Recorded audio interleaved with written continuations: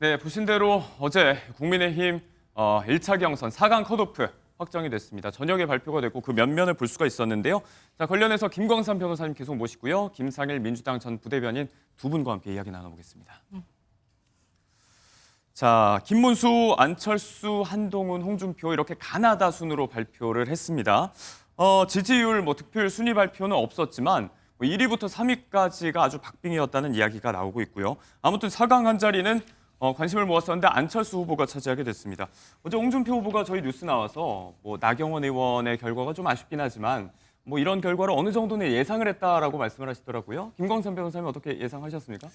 근데 이제 나경원 후보냐 안철수 후보가 이제 4강에 드느냐 이 부분에 대해서 많은 의견이 갈리고 있었어요. 그리고 사실은 이 자체 이제 컷오프되는 이거 자체가 당심 위주였잖아요. 네. 그런데 나경원 후보가 사실은 굉장히 탄핵에 반대를 했었고 어떻게 보면 이전보다 훨씬 더 우클릭을 했었거든요. 예. 그래서 상당히 지금 보수층의 지지를 많이 받을 것이다. 그러면 경우에 따라서는 4강 안에 나경원 후보가 들어올 것이라고 예측하는 사람들이 많이 있었는데 결과적으로 보면 이 반대의 경우가 나타났다 이렇게 봐요. 그런데 아마 그런 것 같아요. 일단은 당심하고 이제 무당층하고 또 보수 지지층하는 사람들의 여론조사를 한 거 아닙니까?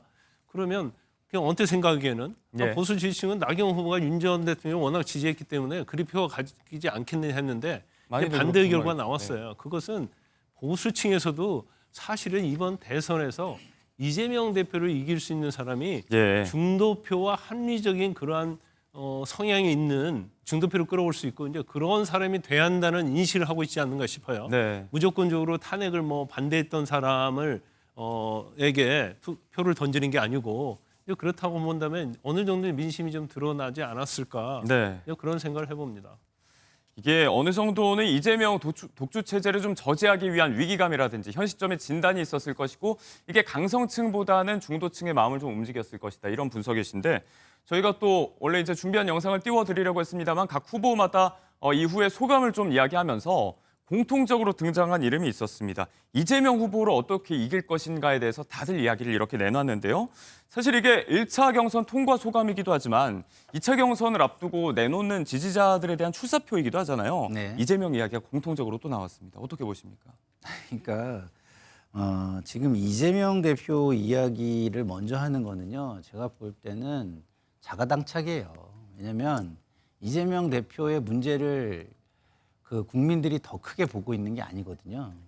그러니까 이재명 대표의 문제도 보고 있겠지만 그것을 가리고 있는 더 큰 문제가 뭐냐면 국민의힘이 계엄과 관련한 태도예요.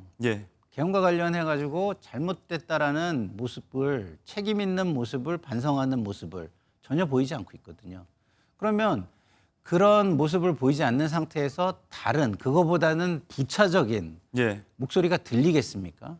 들리지 않죠. 그러니까 민주당 내에서도 경선이 이렇게 별로 주목을 못 받는 이유가 다른 목소리가 들리지 않기 때문이거든요. 그러니까 1차적으로 그 국정을 운영했던 세력의 실패가 있었고 그 실패에 대해서 사람들이 심판을 하고자 하는데 그 심판을 받아야 되는 세력이 그 심판에 대해서 인정을 하지 않아요. 책임도 지지 않아요. 그럼 어떻게 되겠어요? 국민들이 볼 땐 이게 마무리가 안 되면 이 사람들이 다시 와가지고 똑같은 일을 또 할 수도 있겠네 라는 생각을 할 수밖에 없는 거 아니겠습니까? 그래서 그렇게 마무리가 안 된 상황에서는 이재명 대표에 대한 비판은 그냥 부차적인 문제고 거기까지 생각할 여유가 국민들에게는 없을 것이다. 그렇기 때문에 본인들이 우선 과거에 대해서 어떻게 할 것인지, 어떻게 판단하는지, 그리고 미래에는 그것과 관련해가지고 재발이 되지 않게 하기 위해서 어떤 방향으로 나아갈 것인지 그런 얘기를 먼저 해야 된다는 생각이 듭니다. 자, 아무튼 2차 경선에서 또 이재명 후보에 대한 이야기 그리고 또 말씀하신 대로 이제 탄핵에 대한 이야기도 계속해서 또 본격화가 되지 않을까 싶은데 이 부분에 대해서 윤 대통령과의 절연을 가장 먼저 또 가장 강력하게 주장한 후보죠. 안철수 후보는 어제 이 경선 통과 확정 소식을 한 생방송 진행 중에 또 접하기도 했습니다. 그 반응을 바로 좀 보여드릴게요. 진출하셨습니다. 축하드립니다. 감사합니다. 일단 박수를 한번 쳐드리겠습니다. 네, 감사합니다. 네, 저 국민 여러분, 당원 여러분, 진심으로 감사드립니다. 저는 여러 가지 면에서 이재명 후보와 상대해서 이길 수 있는 그런 후보라고 생각합니다. 차분하게 소감을 전하긴 했지만 목소리 톤이 또 한 톤 올라갔다 이런 이야기도 많았습니다. 자, 아무튼 생방송 중에 이런 경선 통과 소식을 접한 안철수 후보가 오늘 아침에는 나머지 세 후보들에게 또 비슷한 취지의 메시지를 내놨습니다. 탄핵의 강을 또 건너야 한다. 사과를 좀 하자 이런 이야기를 세 후보에게 공통적으로 했는데 자, 이런 찬탄 대 반탄 2대2 구도가 일단 만들어졌습니다.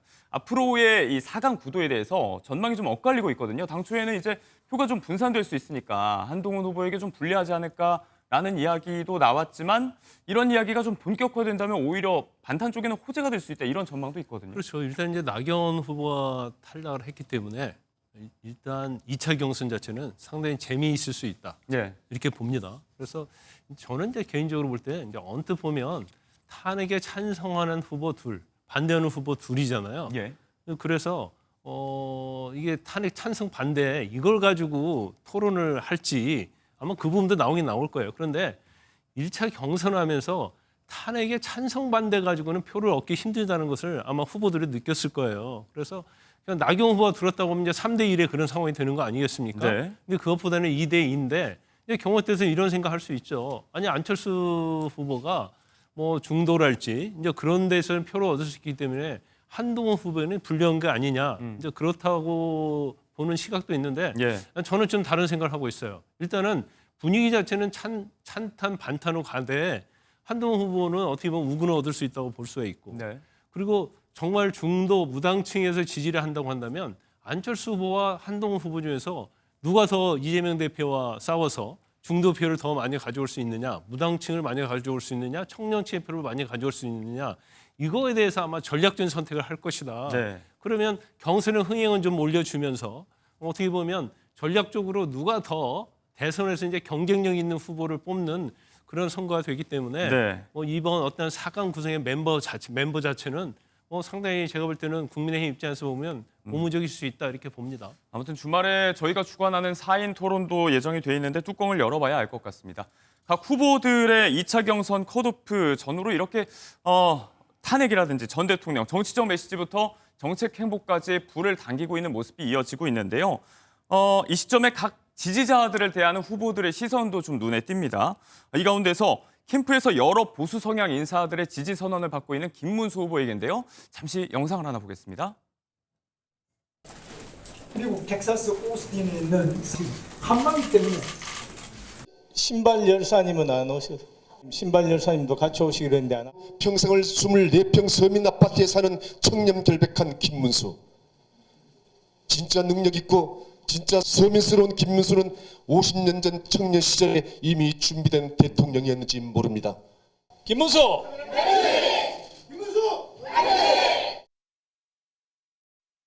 눈길을 끄는 인물이 있었죠. 과거 문재인 전 대통령의 국회 방문 당시에 신발을 집어 던졌다가 징역형까지 선고받기도 했던 정창욱 씨가 또 캠프 내에서 소개를 받았는데 아예 뭐 신발 열사라고 좀 약간 상찬을 보내더라고요. 이런저런 인사들의 지지 선언이 좀 이어지는 시국인데 아예 이렇게 조명을 하는 건 어떤 차원으로 좀 봐야 될까요? 저는 저 신발 열사를 경선에 등장시키는 것은 예. 저는 아주 잘못됐다고 봐요. 잘못됐다. 어쨌든 간에 자기가 지지하지 않는 사람, 자기가 싫어하는 그런 정파나 정당에 대해서는 사실은 뭐 시위도 할 수 있고 예. 거기 비판할 수 있죠. 그런데 신발을 던진 거잖아요. 그렇죠. 범죄 행위를 한 거예요. 그러면 아무리 자기가 어떤 비판이 정당하다 하더라도 이 행동에 대해서는 사실 법적으로 유법이고 네. 용서받지 못할 행동이거든요. 근데 이렇게 제가 볼 때는 아무리 문재인 정부, 문재인 전 대통령에 대한 반감이 있고 적대감이 있다 하더라도 이런 행위를 하는 것 자체는 잘못된 건 맞거든요. 예. 근데 그런 사람을 경선에서 표를 얻기 위해서 이런 사람을 굉장히 영시한다? 제가 볼 때는 이건 잘못된 거죠. 그래서 저게 어떤 표에 도움이 된다 그럴 예. 가능성은 없고 아니 있다고 한다면 아마 자기를 기존부터 지지했던 강성 지지층에게는 어떻게 보면 뭐 네. 더 마음을 후련하게 해줄 수 있겠지만 저걸 외연 확장이랄지 표를 얻는 데에서는 네. 제가 볼 때는 오히려 저게 마이너스 역할을 할 것이다 이렇게 봅니다. 캠프 내에서는 이분을 둘러싸고 좀 이제 억울한 측면도 있다 이렇게 말씀을 하시던데 아무튼 김광삼 변호사님께서는 명백하게 좀 잘못됐다라고 표현을 해주셨습니다. 이렇게 지지자들을 대하는 각각의 소통 방식 요즘은요 좀 힘을 빼고 SNS라든지 온라인을 좀 활용해서 젊은층 표심 잡기에도 주력하는 모습입니다. 저희가 좀 모여서 한번 보여드리려고 하는데요. 이제 화면을 보면 한나라당 시절에 홍준표 후보가 동화책 주인공처럼 부드러운 이미지로 등장하기도 하고 또 뭐 일본 학원물 속의 안철수 후보라든지 한동훈 후보 요즘 라이브 방송 많이 하는 중이고 김문수 후보 뭐 네컷 이런 사진 찍고요. 인간적인 면목 보여주기가 만창입니다. 자, 이런 가운데 최근 한동훈 후보는 1인칭 라이브 방송을 즐겨 활용하는 모습을 보여주고 있는데요. 지지자들을 중심으로 때 아닌 과자 사재기 열풍도 불고 있다고 합니다. 영상을 하나 보시죠. 저는 어릴 때부터 이 새우 되게 좋아했어요. 저는 이 일반 새우하고 매운맛 새우를 이렇게 섞어가지고 먹거든요. 적절하게 비율로 해서 먹으면 맛있어요. 저는 제가 을 좋아하는데요. 저는 을 항상 이렇게 컵에 넣어서 먹어요. 많이들 이러실 것 같은데. 아이고. 저는 뻥 하는데요. 뻥 뜯을 때 이렇게 끝에만 꼬다리로 이렇게 뜯어 먹어요. 그렇게 하면 딱 이렇게 먹기 좋아서요. 과자들이 오래 살아남는 이유가 있어요. 아주 좋아합니다. 거의 뭐 과자 메들리가 이어졌는데 이런 라이브 방송 잘하시더라고요. 이제 차 안에서 과자 먹는 모습이 시그니처가 돼가고 있는데 저희가 뭐 새우 과자라든지 뭐 옥수수 뻥튀기라든지 뭐 간식 앞에 이런 접도 어울리는지 모르겠습니다만 서민 간식으로 불리는 그런 우리가 흔히 먹는 그런 과자들 좀 친근한 이미지 이런 거 좀 내세우고 있어요. 지난주에 저희가 안철수 후보 밈 소개해드릴 때 좀 김광삼 변호사님이 당혹스러워하셨던 거 기억나거든요. 이 전략 네, 어떻게 보십니까? 저는 이제 그때는 사실 비판적이었는데 이제 전략 그런 걸 떠나서 예. 경우 때는 저것도 비판의 시각이 있을 수는 있어요.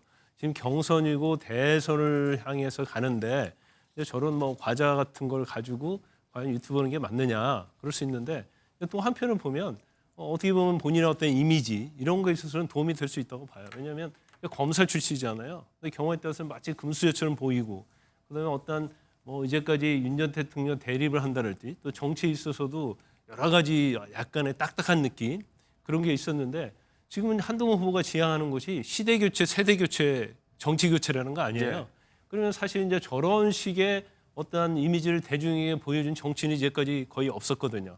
그래서 저걸 꼭 의도적인 거라기보다도 네. 저런 어떤 소탈한 모습을 보이면서 경우에 따라서 이제 청년층이랄지 한 후보에 대해서 상당히 좀 반감해 있던 사람들도 저런 모습이 있었나 어떻게 보면 약간 인간적인 모습이라고 느낄 수 있는 네. 그런 여지가 있기 때문에 제가 볼 때는 그렇게 뭐 나쁘지 않다 이렇게 봅니다. 네.